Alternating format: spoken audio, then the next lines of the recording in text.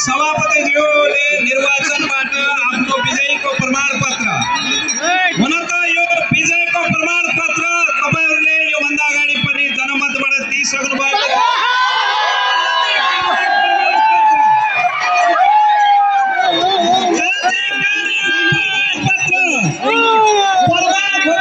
कहिलेकाहीँ राज्यले त्यो प्रमाणपत्र त्यो साथमा छ। विजयको प्रमाण क्या छ?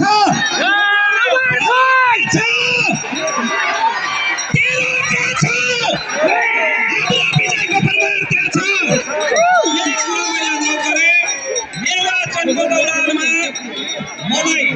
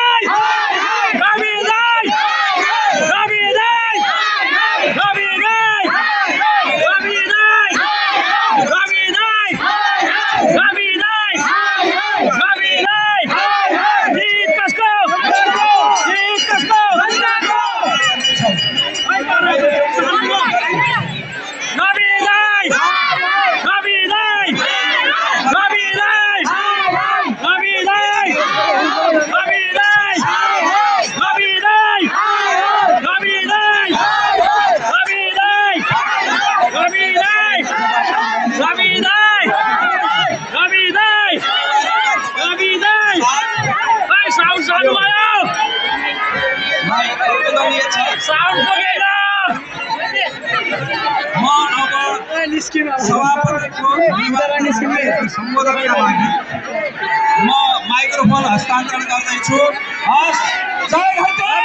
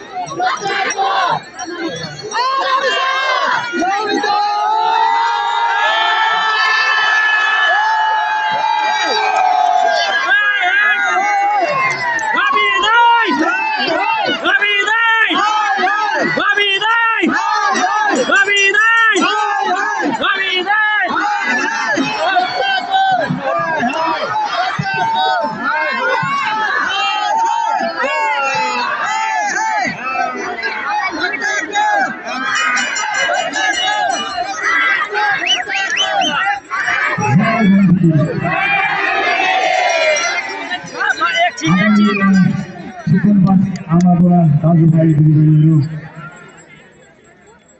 मसँग शब्दै छैन। प्राय गोली गर्ने मान्छे म के बोलौँ भएर बरु अग्लो किएको छु, तर केही त भन्नै पर्छ।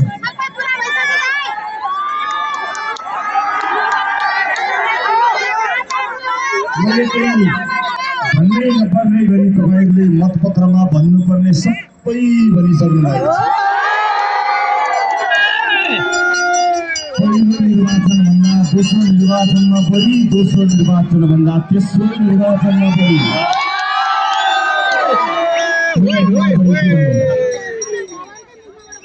म त भुल्नै नसक्ने, बोल्नै नसक्ने, सम्भवतः बाँच्नै नसक्ने भुमरीमा बसेको थिएँ। तपाईँको माया र तपाईँको विश्वासले आज यहाँ उभ्याएको छ। म चितवनलाई के भन्नु, म सिङ्गो संसारले सुन्ने गरी भन्न चाहन्छु, कसैले नआँटेको बेलामा चितवनले आँटेको थियो। इतिहासले चितवनको योगदान कहिले भुल्ने छैन। क्रान्तिको सुरुवात हुने यही चितवन हो। यही चितवनको नाम इतिहासमा नीलो अक्षरले लेखिनेछ, कुनै रातो अक्षरले लेखिनेछ। हामीले भनेका थियौँ विजय त चितवनको जस्तो हुनुपर्छ। त्यसैगरी देशभरिका जनताले चितवनका जनताको आवाज सुने। धन्यवाद चितवन, धेरै धेरै धन्यवाद। उपस्थित आमा बुवा दाजुभाइ दिदीबहिनीहरू, म यो निर्वाचनको क्रममा अहोरात्र खट्ने राजसभा परिवारका सबै सदस्यहरूलाई हृदयदेखि धन्यवाद दिन चाहन्छु।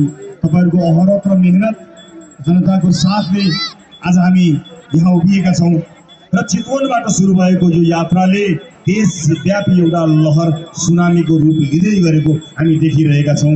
म सम्पूर्ण चितवनबाट हिजो गाली खाँदै पनि अनेक अपहेलना सहेर पनि घन्टी बजाउन नछोडी निरन्तर लाग्नुहुने ती तमाम सहयोद्धा साथीहरूलाई एकमुष्ट रूपमा धेरै धेरै धन्यवाद दिन चाहन्छु। सबैको नाम आफ्नो ठाउँमा छँदैछ, नाम लिने क्रममा नाम छुट्ला भन्ने कुराले पिर लागेर म सबैको नाम एकमुष्ट भइगयो भनेर भन्ने गर्दै आएको छु। छुटेछु भने मुटुको कुनामा छुटिएर बसेको नाम रहेछ भनेर चित्त नदुखाउनु होला है।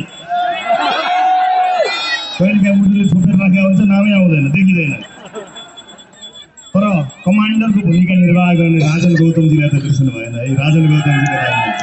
राजनजी, कमान्डरका हिसाबले तपाईँले एकदमै राम्रो निर्वाह गर्नुभएको छ।